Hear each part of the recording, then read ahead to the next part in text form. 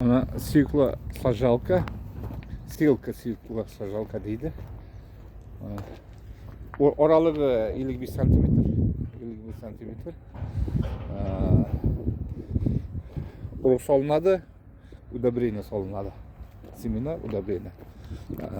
Mana bu ham xuddi shundan siyuklosajалка.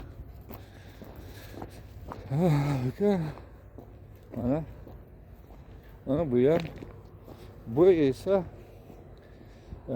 kukuruzga сажалка deydi. Silka. Mana bu yerda ham bor kukuruzga сажалка. Gasparda. Bu silka Gasparda.